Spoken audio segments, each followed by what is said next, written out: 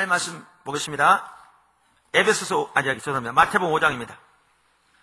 하나님 말씀은 마태복음 5장 1절에서 12절입니다.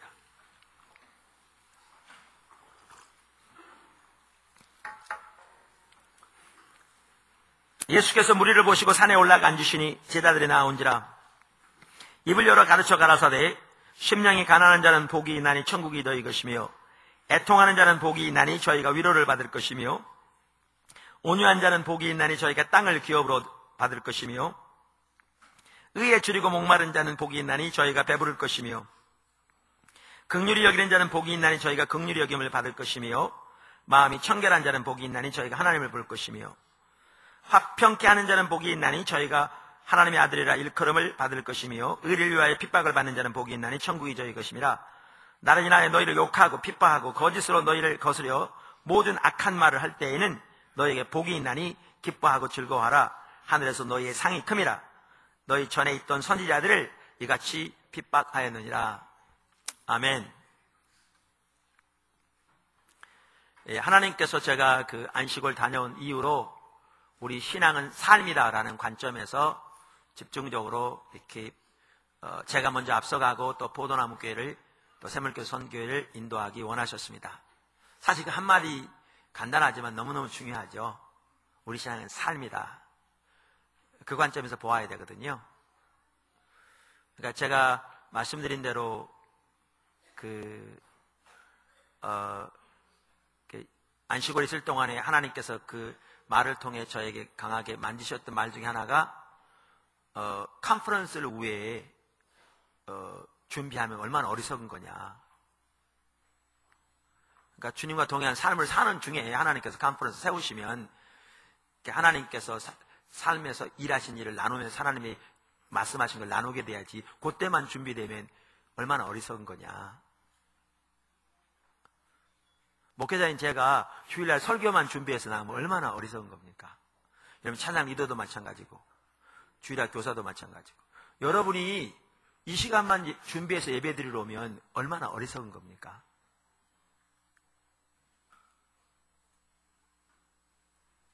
우리 신앙은 날마다 삶에서 사는 가운데 하나님께 나와서 마음을 모아서 예배드려야지. 예배만 그러니까 준비하지 않고란 얘기가 아니고 예배만 준비하고 와서 예배만 드리고 돌아가면 옛날로 돌아가면 그게 얼마나 어리석은 거냐. 그래서 우리 신앙은 삶입니다. 아멘. 그래서 마태복음 5장에서는 하나님 나라의 삶 또는 하나님 나라의 말씀에 대해서 말하고 있습니다. 지난주 살펴본 것처럼 하나님의 관점에서는 말씀과 삶이 나눠지지 않습니다. 왜냐하면 먼저 살고 전해야 하니까. 바리새인의 관점에서는 나눠집니다. 말씀과 삶이, 가르침과 삶이. 자, 그러면서 마태복음 5장은 하나님 나라의 기준을 말하고 마태복음 6장은 하나님 나라에 대한 우리가 해야 할 헌신, 의의 행실에 대해서 말하고 마태복음 7장은 우리 신앙은 삶이다라는 부분을 집중적으로 강조하고 있습니다. 자, 그래서 이제 우리가 하나하나 구체적으로 마태복음 5장 1절부터 살펴볼 텐데 마태복음 5장 1절에서 12절 오늘 본문 말씀에 보면 하나님 나라 백성이 살아야 할 하나님 나라의 삶에 대해서 말하면서 가장 먼저 하나님 나라 백성이 가져야 할 기본적인 자세에 대해서 말합니다. 그게 오늘 말하는 구절입니다. 자, 그러면 하나하나 살펴봅니다. 첫째, 자세의 중요성.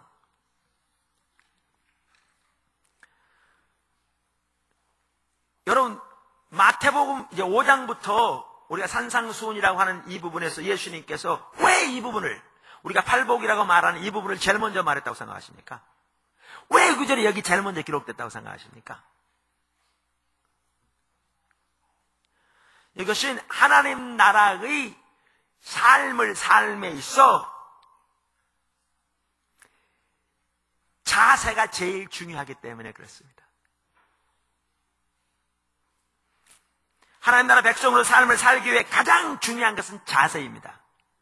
그래서 하나님이 자세에 대해서 제일 먼저 말씀하시는 겁니다. 자세는 우리 신앙의 모든 면에서 가장 중요한 요소라고 해도 과언이 아닙니다. 우리가 영적인 분별력을 갖기 위해서도 그렇고, 하나님 나라의 삶을 살기 위해서도, 하나님 나라의 성령 사역을 올바로 감당하기 위해서도, 하나님 나라가 역사하실 때 그 일에 동참하기 위해서도 가장 중요한 요소는 자세입니다. 그래서 예수님도 이 부분을 제일 먼저 말씀하셨습니다. 우리에게 올바른 자세가 있어야 우리의 올바른 신앙도, 하나님과 동행하는 삶도, 그 외 모든 것도 가능하다, 그 말입니다. 아멘. 그래서 성경은 여러 곳에서 자세의 중요성을 강조하고 있습니다. 여러분, 하나님께서 사무엘을 통해서 다윗에게 기름 붓게 한 사건, 왕으로 사무엘상 16장에 나오잖아요. 거기를 보아도 자세가 얼마나 중요한가를 볼 수 있습니다. 이새의 집에 갔습니다. 큰아들을 보는 순간 사무엘은 얘가 바로 하나님 말씀하신 걔다, 분명하다, 이렇게 생각했습니다. 여러분, 사무엘은요, 그의 입에서 나오는 말이 한마디도 땅에 떨어지지 않았다고 했습니다. 이 말은 하나님께서 사무엘에게 주신 말씀 중에, 예언 중에 단 하나도 성취되지 않고 넘어간 게 없었다, 그 말입니다. 그러니까 100% 옳았다, 그 말이죠. 얼마나 놀라운 영적인 예민함입니까? 그런 사무엘인데도 실수했습니다. 이렇게 바로 얘다 그랬더니, 왜냐하면 키도 크고 얼굴도 잘생기고 벌써 리더도 있게 생겼고 능력도 있게 생겼기 때문에요. 그랬더니 하나님께서 사무엘에게 뭐라고 말씀하시냐면 이렇게 말씀하셨습니다. 16장 7절, 여호와께서 사무엘에게 이르시되 그 용모와 신장을 보지 말라. 그러니까 외모를 보지 말라. 내가 이미 그를 버렸노라. 이 말은 그를 택하지 않았다, 그 말입니다. 선택의 용어입니다, 이 용어는. 나의 보는 것은 사람과 같지 아니하니 사람은 외모를 보거니와 나 여호와는 중심을 보느니라. 하나님은 자세를 보십니다. 우리는 외모를 봅니다. 세상의 돈을 보고, 지위를 보고, 용모를 보고, 권력을 보고, 학식을 보고, 힘을 봅니다. 그러나 하나님은 우리의 중심을 보십니다. 곧 마음의 자세를 보십니다. 하나님 앞에서 자세가 얼마나 중요한 것인가를 볼 수 있는 중요한 구절이기도 합니다. 빌립보서 2장 5절 이하에서도 이렇게 말씀하시죠. 너희 안에 이 마음을 품으라. 곧 예수의 마음이니. 여기에 마음은 영어 NIV 성경에 보면 heart attitude 그랬습니다. 마음의 자세. 예수님은 우리가 가져야 할 마음의 자세에 있어서도 우리의 모델이 되십니다. 베드로전서 5장 5절, 하나님은 교만한 자를 대적하시되 겸손한 자들에게는 은혜를 주시느니라, 이렇게 말함으로써 마음의 자세가 올바로 돼야 하나님의 은혜가 부어진다, 이렇게 말하고 있죠.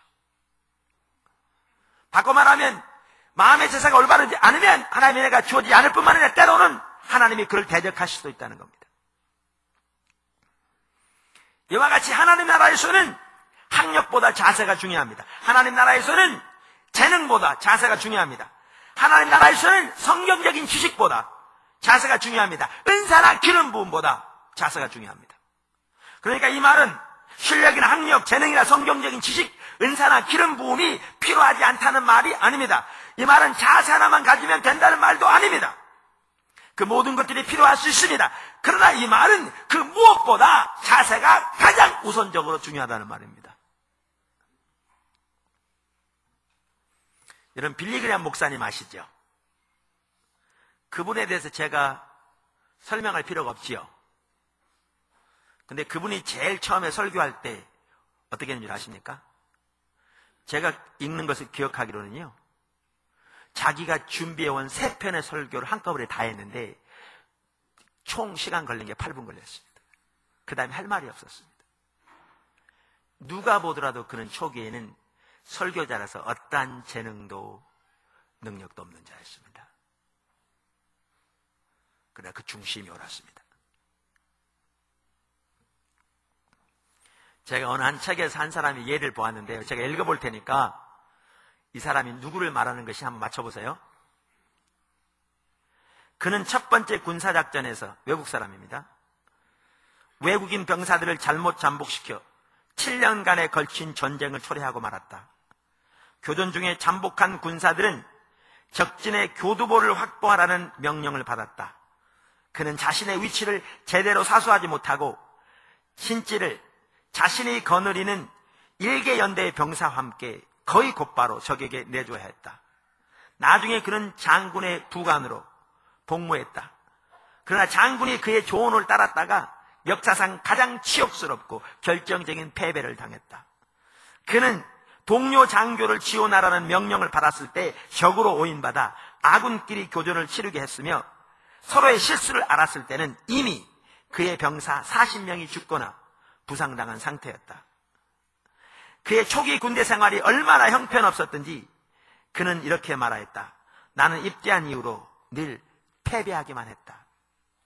장래성이라고는 도무지 보이지 않는 그런 시작이었다. 누구 말 같습니까? 이 이야기는 미국 독립전쟁 때 미군의 총사령관으로 그 전쟁을 승리로 이끌었던 조지 워싱턴 장군의 이야기입니다.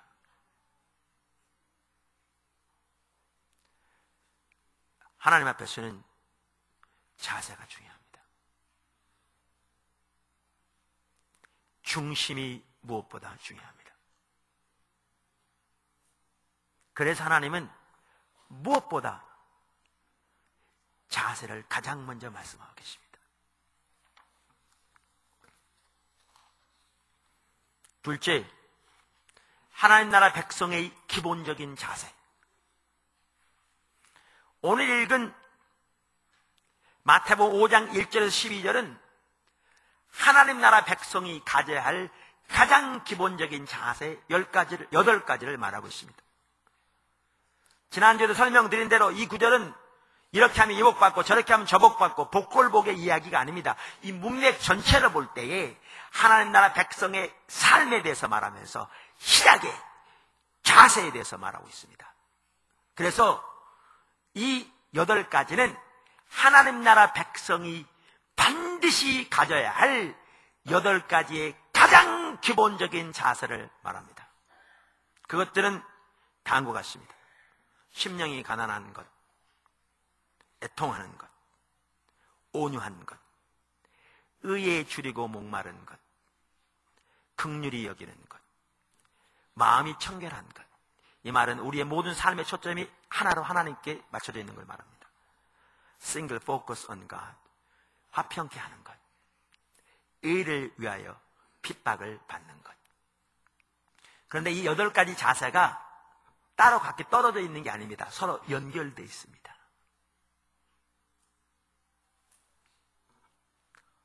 여러분, 지금 여러분 속에 이 자세가 있습니까?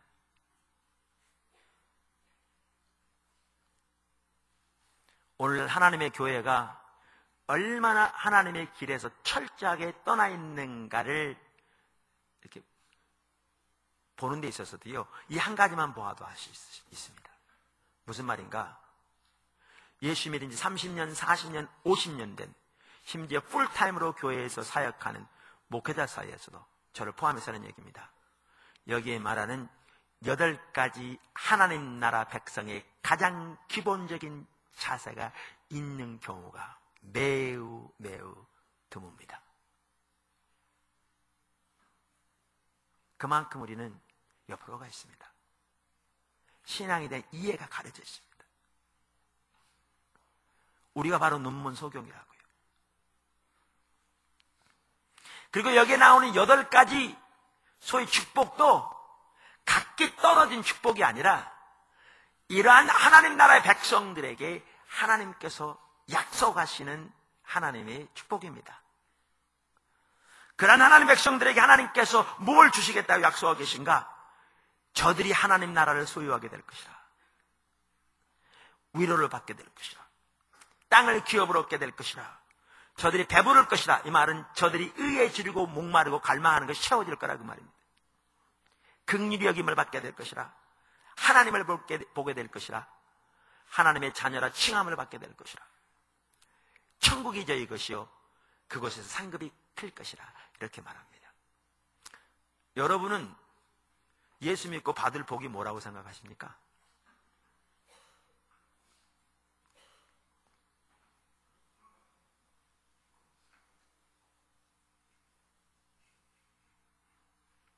하나님의 백성들에게 주어지는 가장 기본적인 복이,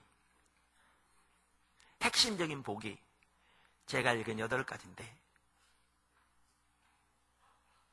오늘날 어떻게 보면 대부분의 성도들의 삶에서는 이 복을 전혀 못 누리면서 복에 대한 개념도 조차 달라져서 그저 세상에 돈 많이 벌면 복 받은 거라고 생각하는, 너무너무나 타락한, 하나님은 세상에서 돈 많이 벌기 위한 수단에 불과한 거짓 신앙 체계로 전락하고 말았습니다.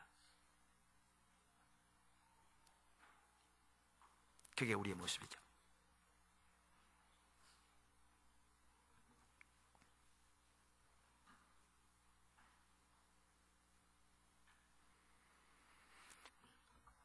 세 번째, 가난한 마음.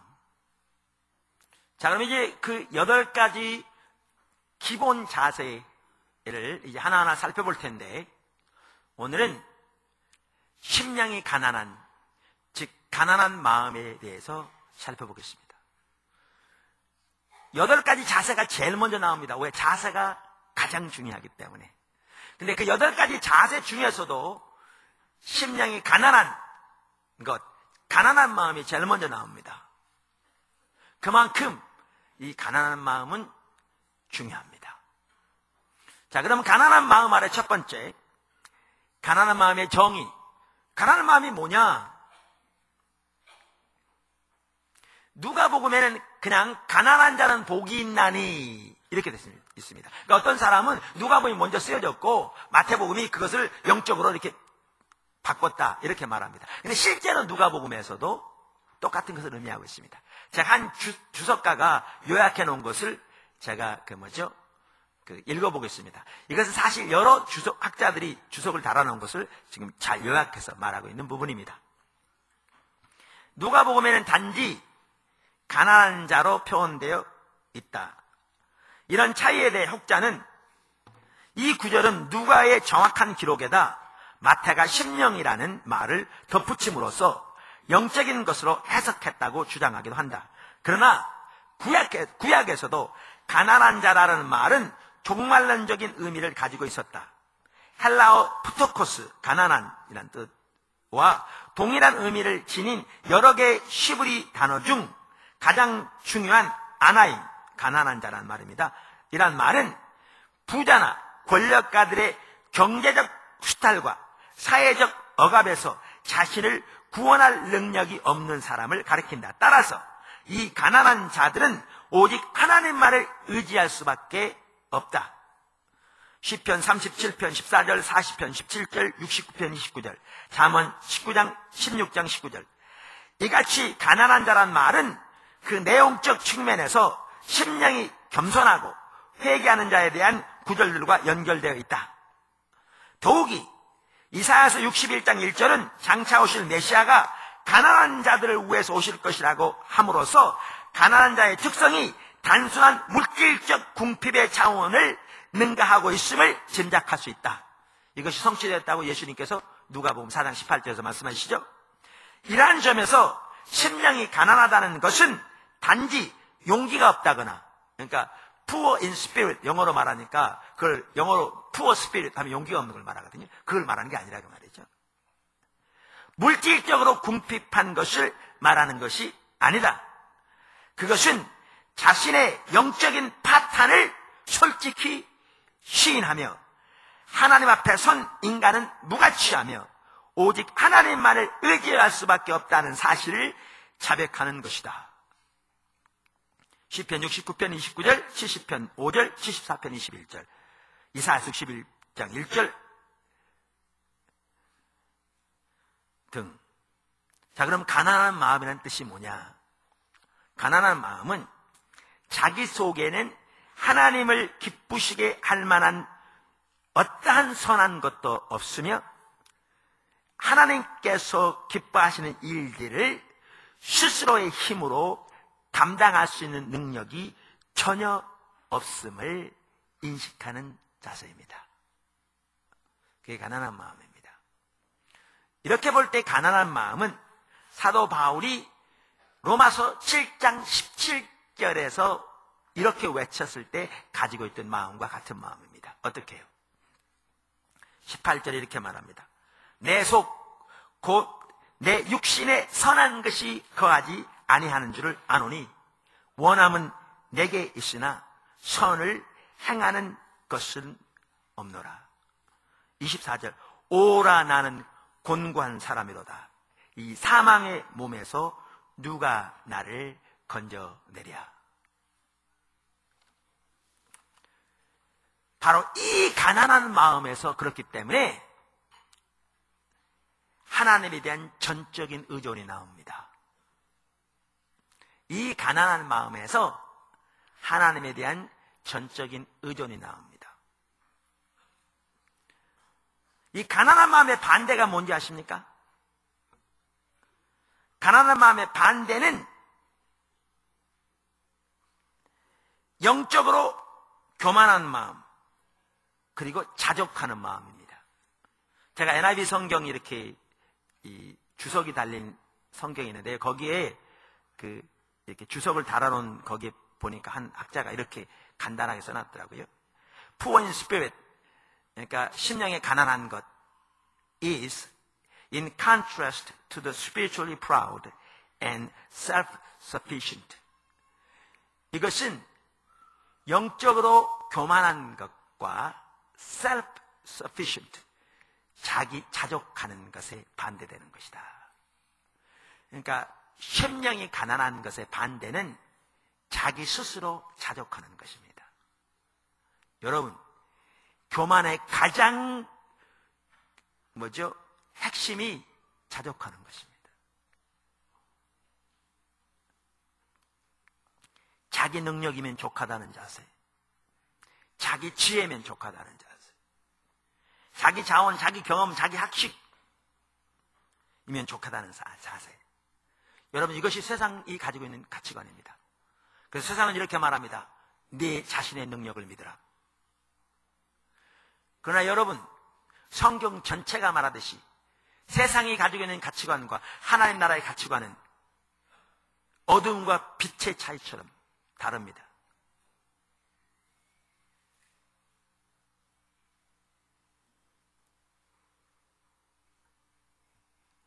지금 온 세상은 아우성입니다. 세상이 자기의 자원으로 싸우는 그 토대가 와르르 무너지고 있기 때문에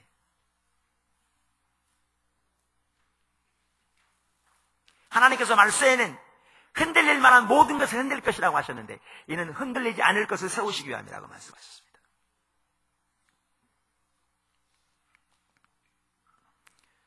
이처럼 가난한 마음은 자기 속에는 어떤 선한 것도 없음을 인식하고 하나님만을 전적으로 의지하는 것을 의미합니다. 큰 세 번째, 둘째, 가난한 마음의 필수성. 가난한 마음은 우리 신앙의 모든 면에서 가장 필수적인 자세라고 해도 지나침이 없습니다. 그래서 저는 개인적으로 가난한 마음이 가장 먼저 나왔다고 생각합니다. 자, 그럼 필수처 중에 첫째, 당연히 우리의 구원을 위해서도 가난한 마음은 필수입니다. 여기 보면 심령이 가난한 자는 복이 있나니 천국이 저희 것이며 그랬죠. 그래서 천국이 저희 것임이란 말은 당연히 천국에 들어가는 구원을 포함할 겁니다. 그래서 구원을 위해서도 가난한 마음이 필수입니다. 무슨 말인가? 우리가 구원받기 위해서는 우리 자신의 철저한 무능을 보아야 합니다. 그게 가난한 마음이죠. 그리고 우리를 위해서 하나님께서 예수님을 통해서 베푸신 은혜, God's provision, 하나님이 예비하신 것을 보아야 합니다. 그리고 우리의 모든 의를 헌신자처럼 버리고 겸손하게 하나님께서 예비하신 그 의를, 예수님을 우리의 삶의 구주와 주인으로 영접해야 합니다. 여러분, 세상 사람들 중에는 이제 세상적으로 이제 살만하고, 이제 부도 웬만큼 모았고, 또 명예도 웬만큼 누려봤고, 어떤 세상적인 지위도 이제 웬만큼 가지고 있고, 또 삶의 수준도 웬만큼 가지고 있고, 그랬는데, 우리 속에는 항상 이 빈 공간이 있거든요. 하나님께서 창조하셔서. 그런데 만약에 하나님 계시면 어떡해? 이제 죽을 날도 가까우는데 뭔가 내세에 대한 이제 고민도 하게 되는데, 만약에 죽을 후의 세계가 있으면 어떡해? 그래서 이제 세상에 이란 것을 다 가지고 있을 뿐만 아니라 뭔가 이제 하나의 신앙도 가져야 되겠고, 혹시 있을지도 모르는 미래 내세에 대한 어떤 보험도 사야 되겠고, 그래서 교회에 와서 신앙생활을 하고자 하는 사람은 절대로 하나님 나라를 볼 수 없습니다. 못 봅니다. 하나님 나라를 보려면 자기의 철저한 타락과 무능을 보아야 합니다.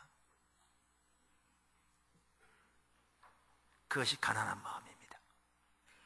그리고 자기의 철저한 타락과 무능을 보아야 자기의 철저한 스스로 힘으로는 설 수 없는 그 타락을 보아야 자기를 위해 베푸신 예수님의 은혜를 볼 수 있습니다. 하나님이 보내신 하나님의 처방인 예수님을 볼 수 있죠. 십자가를 볼 수 있죠. 그리고 그때야 비로소 자기의 의를 헌신짝처럼 내어던지고,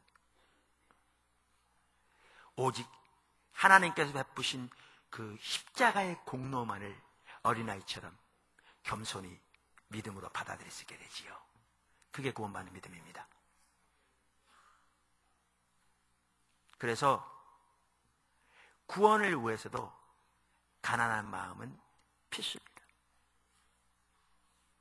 필수입니다.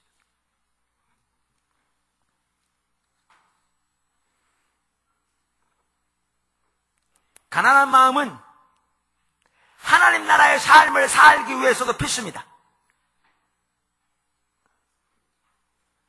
하나님 나라 백성의 삶을 말하면서 가장 먼저 이 구절을 여기에 기록한 이유도 여기에 있습니다. 여러분, 마태복음 5장에 나오는 하나님의 기준만 하더라도 우리 자원으로는 지킬 수 없는 자원들입니다. 여자를 보고 음양만 품어도 간음했느니라. 내 오른손이 죄를 짓게 하면 그걸 잘라버리라. 한 손 가지고 천국 들어가는 것이 양손 다 가지고 지옥 가는 것은 아니라. 내 눈이 범죄하게 하면 빼버리라. 한 눈 가지고 두 눈 다 가지고 지옥 가는 것보다 한 눈 가지고 천국 가는 게 낫다. 형제에 대해서 욕을 해도 너는 지옥의 불에 위험이 있다. 하늘에 계신 너희 아버지의 온전하심 같이 너희가 온전해야 한다. 이 기준을 누가 지키겠습니까? 우리 자원만 가진 절대로 못 지키는 것들입니다. 그래서 어떤 사람들은 여기에 나오는 하나님 나라의 삶을 전적으로 비현실적인 것이라면서 내어버립니다. 또 어떤 사람들은 여기에 나오는 삶의 성취는 오는 세대, 즉 하늘나라 가서 이루어질 것이라고 말합니다. 물론 이 모든 삶의 온전한 성취가 이 땅에서 이루어질 것이라는 말은 아닙니다. 그러나 그들의 말대로라면 예수님께서 이 말씀을 하실 필요가 없었습니다. 성경에 기록될 필요가 없었습니다. 또 어떤 사람들은 이러한 구절을 단순히 우리의 목표라고 말하면서 지나쳐버립니다. 예수님 말씀하신 거 맞습니다. 근데 이걸 우리 목표에 불과하다는 거죠. 그래서 실질적으로 우리의 삶에서 어떤 의미도 갖지 않습니다. 그냥 목표에 불과합니다. 그냥 목표에 불과해요.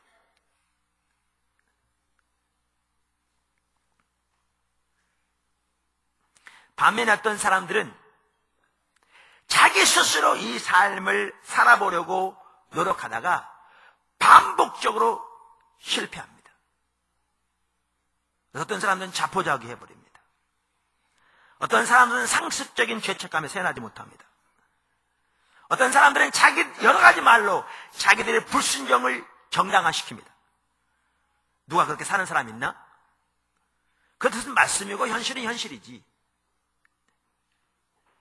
또 어떤 사람들은 전통적으로 내려오는 몇 가지 규례를 지켰다고 해서 하나님의 기준과 그 기준 앞에 비춰진 자신의 모습은 전혀 보지 못한 채 영적인 우월감 가운데 빠져 삽니다. 이와 같은 자세를 가지고는 그 어떠한 자세이든지 절대로 하나님 나라의 삶을 살 수 없습니다. 살 수 없습니다. 하나님이 원하시는 자세가 뭐냐?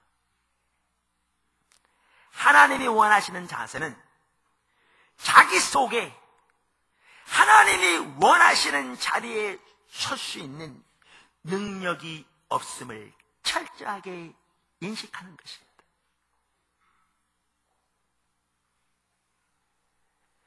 하나님은 우리가 자신의 철저한 무능을 인식하기 원하십니다. 그게 가난한 마음입니다. 그리고 하나님의 능력과 하나님의 도움과 하나님의 은혜가 없이는 하나님의 기뻐하시는 자리에 설 수 없기에 애통하는 심령으로 하나님의 은혜를 구하여 하나님 앞에 서기를 원하십니다. 그래서 가난한 마음과 애통하는 마음은 같이 갑니다. 그리고 그렇게 가난한 심령으로 자신의 무능을 하나님 앞에서 인식하고 주님의 은혜를 절박하게 구하여 주 앞에 구할 때 하나님께서 그러한 자들에게 은혜를 부으시고 성령의 능력을 부으시고 속사람을 강건케 하시고 도우셔서 그들로 하여금 하나님의 길을 따라 하나하나 자라나도록 하실 것입니다.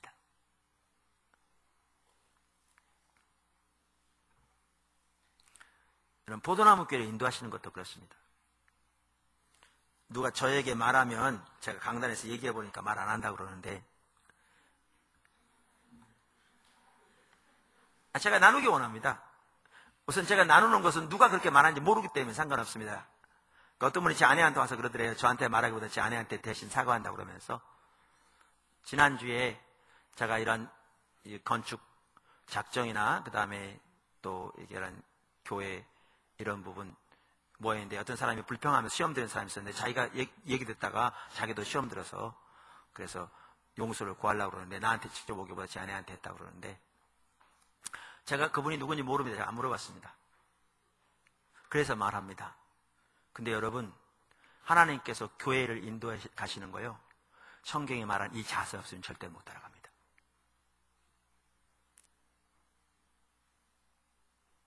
하나님 나라의 백성이 가져야 할 가장 기본적인 이 자세 없으면 절대로 못 따라갑니다.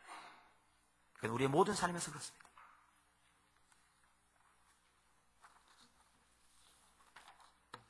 그래서 성경에서도 이사야서 66장 1절에 여호와께서 같이 말씀하시되 하늘은 나의 보좌요 땅은 나의 발등상이니 너희가 나를 위하여 무슨 집을 지을꼬 나의 안식할 처소가 어디랴 사람이 지은 집에 거하지 않겠다 그 말입니다. 구약시대부터 나 여호와가 말하노라 나의 손이 이 모든 것을 지어서 다 이루었느니라.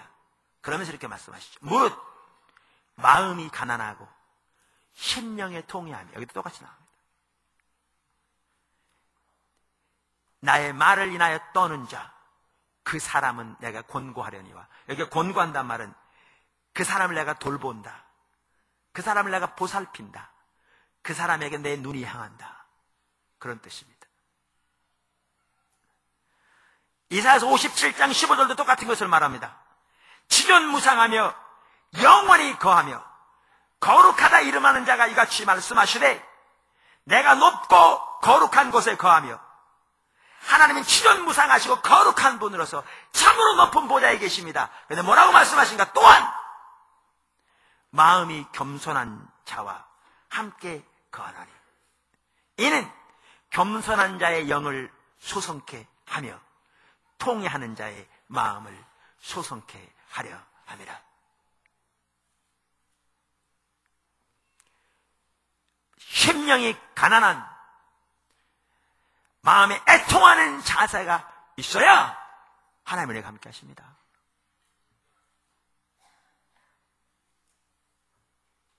그러한 자에게 하나님께서 함께 하시면서 그 마음을 소성케 하시고 그 중심에 힘을 주시고 속사람을 강건케 하시고 그에게 은혜를 부으셔서 하나님이 말씀하신 하나님의 백성의 삶을 살도록 도우십니다.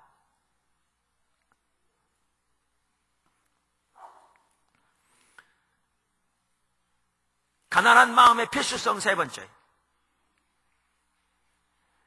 하나님의 능력이 거기에 머뭅니다. 그전 한 가지 제가 간단히 언급하고 넘어가면, 가난한 마음과 또 같이 가는 게 뭐죠? 애통하는 마음일 뿐만 아니라 하나님의 말씀 앞에 정직하게 동의하는 자세 같이 갑니다. 그래서 아까 이사야서 66장 2절로 그 세 개가 같이 나오죠. 무슨 말이냐? 하나님의 말씀 앞에 정직한 자세는 하나님의 말씀이 그러하면 어떠한 대가를 지불하고라도 하나님의 말씀을 행함으로 하나님께서 기뻐하신 자리에 함께 있고자 하는 자세입니다. 그 자세가 있어야 하나님 앞에 가난한 마음으로 서지요. 오늘 너무나 많은 사람들이 이 자세가 없으니까 자기의 불순종을 여러 가지 말로 정당화시켜버릴 뿐만 아니라 자기가 원하는 일부의 말씀만 선별적으로 취하고 나머지는 버리는 그런 너무나 타락한 가운데 있지요. 왜? 하나님의 말씀 앞에 떠오는 자세가 없기 때문에. 그래서 이 자세가 가난한 마음과 같이 가는 것을 볼 수 있습니다. 가난한 마음의 필수성 세 번째, 하나님의 능력이 머물기 위해서도 가난한 마음이 필수입니다. 심령이 가난한 자는 복이 있나니 천국이 저희 것이며 이렇게 말씀하셨습니다. 참, 한 가지 제가 잊어먹기 전에 우리가 지금 하나님 나라의 삶을 쭉 살펴볼 거거든요. 5장부터 7장까지. 또 끝나면 특별한 다른 하나님의 인도가 없는 한 8장 9장에 나온 하나님 나라의 사역을 살펴볼 겁니다. 성령 사역 살펴볼 텐데, 그러려면 몇 달이 걸리겠죠. 우리가 그 기간 동안에 집중적으로 이 삶을 실제로 살고 배우기를 원하는데요. 그러기 위해서 여러분 이렇게 하셨으면 좋겠어요. 마태복음 28장이잖아요. 하루에 4장씩만 읽으면 일주일에 한 번씩 읽습니다. 하루에 4장씩만 읽으면. 하루에 마태복음 4장 읽는데 별로 어려움 없을걸요? 여러분 조그만 시간만 내시면. 그래서 오늘부터 가셔서 이 설교할 기간 동안에 하루에 마태복음 4장씩 읽으십시오. 일주일에 한 번씩. 그러면 여러분들이 이 설교가 마칠 때쯤 되면 20번, 30번은 읽었을 것이고, 그러면 설교를 통해서 뿐만 아니라 말씀을 통해서 여러분에게 말씀하시는 하나님의 의도와 목적을 선명히 더 볼 수 있게 될 줄로 믿습니다. 그렇게 하시면 좋겠습니다. 아멘. 자, 그래서 심령이 가난한 자는 천국이 저희 것이며 라고 말씀하셨는데, 여기 천국은 우리가 죽으면 들어갈 천국만을 말하는 게 아닙니다. 당연히 그것을 말하는데요, 성경이 말하는 천국, 즉 하나님 나라는 이 땅에서도 우리가 경험하는 것입니다. 즉 하나님의 주권적인 통치를 말하죠. 그러니까 이렇게 심령이 가난한 자, 즉 하나님 나라의 기본적인 자세를 가지고 있는 자에게 주신 하나님의 복이 뭐냐? 하나님의 나라가 그들과 함께할 거라 그 말이죠. 하나님의 주권적인 통치, 하나님의 임재, 하나님의 능력, 하나님의 생명이 거기에 넘치게 될 것이라 그 말입니다. 이번 20자 컨퍼런스 기간 동안에 하나님은 참 놀랍게 함께 하시잖아요. 근데 우리 신앙은 삶이다라는 관점에서 제 자신을 보고, 또 그 시간도 하나님이 함께 하셔야 되는데 내 속에는 하나님이 함께 하실 만한 아무런 것도 없는데, 그래서 오늘도 하나님의 은혜가 너무나 절박하게 필요한데, 그래서 그러니까 여기서 말하는 여기서 말하는 그 가난하고 애통한 심령이 되더라고요. 내 마음속에 참 하나님의 은혜가 오늘도 진짜 필요해요. 하나님이 하시지 않으면 안 된, 하나님의 도움이 너무나 절박한 그런 가운데 이렇게 제가 설교 시간 전에 이렇게 경배할 때 주 앞에 이렇게 경배하는 중에 있는데, 설교하기 전에 우리는 가끔 이제 이기수 목사님 저를 위해 기도해주고 저도 이기수 목사님 기도해주고 이제 그렇게 하는데 그분이 기도해 주면서 그러더라고요. 하나님이 약한 것을 기뻐하신다고 하시면서 내가 약할 때 내가 강하다.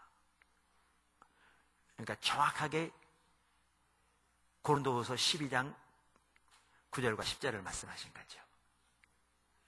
그 구절이 이렇게 되어 있습니다. 제가 읽어보겠습니다. 사도 바울이 한 말이죠. 내게 이르시되 내 은혜가 네게 족하도다. 이는 내 능력이 약한 데서 온전하여짐이라. 이러므로 도리어 크게 기뻐함으로 나의 여러 약한 것들에 대하여 자랑하리니 이는 그리스도의 능력으로 내게 머물게 하려 함이라. 그러므로 내가 그리스도를 위하여 약한 것들과 능력과 궁핍과 핍박과 곤란을 기뻐하노니 이는 내가 약할 그때에 곧 강함이니라. 이게 너무나 놀라운 영적인 비결입니다.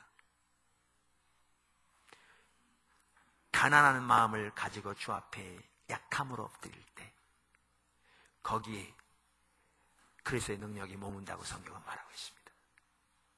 거기에서 그리스도의 능력이 온전해진다고 말하고 있습니다. 그래서 사도 바울은 오히려 약한 것들을 자랑한다고 말하고 있습니다. 이 비밀을 여러분이 알게 되기를 주님으로 축원합니다.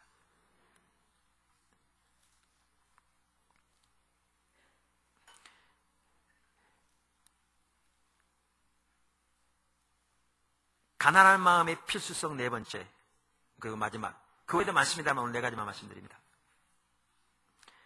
하나님 나라가 놀라우게 임할 때 그 하나님의 일에 동참하기 위해서는 가난한 마음이 필수입니다. 이번 평신도 컨퍼런스 마지막 시간에 마태복음 11장에서 13장까지의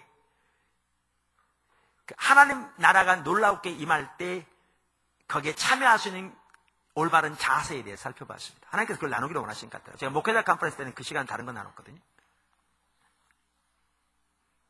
여러분 그때가 언제냐면요, 앞으로 교회 예수님 살펴보겠지만 마태복음 13장에 말한 것처럼 예수님께서 이렇게 말씀하셨어요. 너희 전에 있던 선지자들, 너희가 듣는 것을 듣기를 열망했으나 그들은 듣지 못했고 너희가 보는 것을 그들은 보기를 열망했으나 보지 못했다. 무슨 말이냐면 구약의 선지자들이 하나님의 성령의 감동으로 앞으로 다가올 메시아를 나를 보면서 그날을 열망하고 소망하고 갈망했지만 아직 때가 되지 않아서 그들은 보지 못했죠. 근데 그 일들이 실제로 그 시대는 일어나고 있었습니다. 그토록 하나님의 종들이, 선지자들이 바라보며 열망하며 고대하고 기대하던 일들이 예수님 그 시대에 실제적으로 일어나고 있었습니다. 그러면서 예수님께서 이렇게 말씀하시죠. 요한의 때부터 오늘까지 The kingdom of God is forcefully advancing. 하나님 나라가 강력하게 확장되고 있다. 그리고 예수님을 통해서 하나님 나라가 임한 징표들이 너무나 놀라웠게 실제로 나타나고 있었습니다. 그 시대입니다. 근데 그 시대에 하나님의 가장 훌륭한 종들이라고 자부하는 종교 지도자들은 하나님의 일을 전혀 보지 못할 뿐만 아니라 하나님의 일을 대적했습니다. 왜 그런 줄 아십니까? 그들은 자기들의 작은 지식과 경험을 의지했기 때문에. 잘 들으십시오. 그들이 신학적으로 뛰어났을지 모르지만 그들은 자기들의 지식과 경험을 의지했기 때문에요. 다시 말하면 그들에게는 심령이 가난한 자세가 없었으니까요.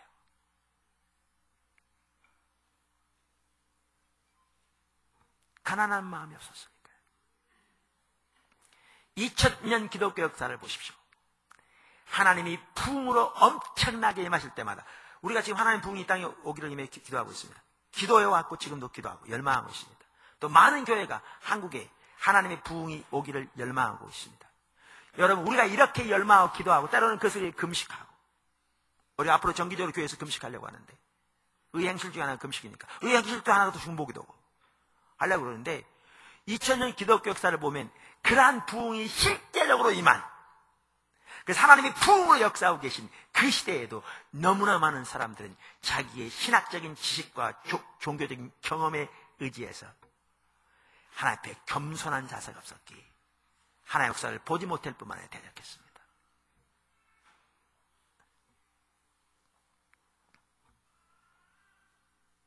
제가 앞에서 심령이 가난한 마음, 그것이 곧 겸손한 마음과 같은 마음인데, 이것의 반대는 영적으로 교만한 마음, 그리고 자족하는 마음이라고 말씀드렸습니다. 하나님 앞에서 자기 스스로의 노력과 의로 인하여 자족하는 것이, 자기의 자원과 자기의 능력으로 인하여 자족하는 것이 가장 큰 교만이라는 것을 살펴봤습니다. 거기에는 성경적인 지식도 은사도 포함됩니다.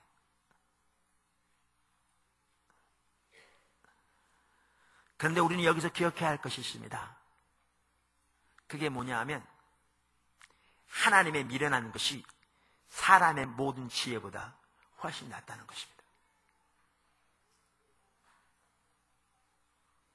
고린도전서 1장 25절, 하나님의 미련한 것이 사람보다 지혜 있고 하나님의 약한 것이 사람보다 강하니라. 사도 바울이 이렇게 말합니다. 로마서 11장 33절, 깊도다 하나님의 지혜와 지식에 부요하며 그의 판단은 측량치 못할 것이며 그의 길은 찾지 못할 것이로다. 누가 주의 마음을 알았느냐? 누가 그의 모사가 되었느냐? 누가 주께 먼저 드려서 갚으심을 받겠느냐? 이는 만물이 주에게서 나오고 주로 말미암고 주에게로 돌아가므라. 영광이 그에게 세세 있으리로다. 아멘. 이처럼 하나님의 가장 미련한 것이 인간의 아무리 뛰어난 지혜보다 훨씬 더 뛰어난데요. 근데 하나님의 지혜는 성령의 조명으로만 우리에게 주어집니다.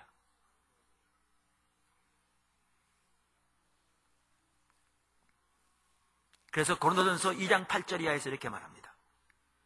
이 지혜는 이 세대의 관원이 하나도 알지 못하였나니 만일 알았다면 영광의 주를 십자가에 못 박지 아니하였으리라. 여기에 세대의 관원은 종교 지도자를 당연히 포함합니다.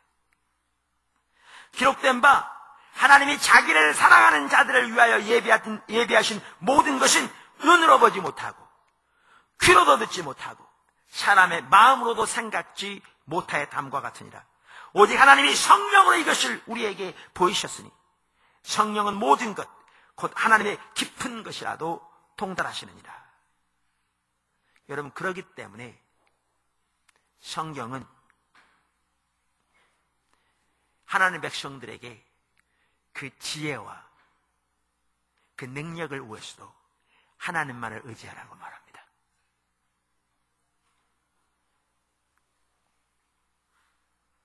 그것이 신앙입니다. 그러니까 이 말은 세상의 지혜를 다 무시하라, 세상의 모든 지식은 필요 없다, 그 말은 아닙니다. 그러나 우리는 그 모든 지혜와 지식도 내려놓고 하나님을 전적으로 의지하여 주님의 지혜와 주님의 능력을 구하는 가난한 마음 없이 하나님의 뜻을 알거나 하나님의 행하심에 동참하는 것은 불가능합니다. 그건 가능하지 않습니다.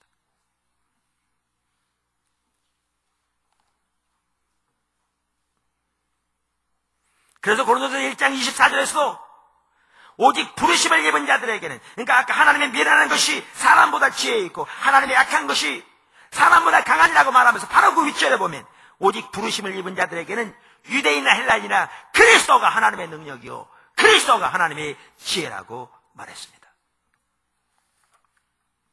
여러분, 우리 신앙의 모든 면에서 가난한 마음은 필수입니다.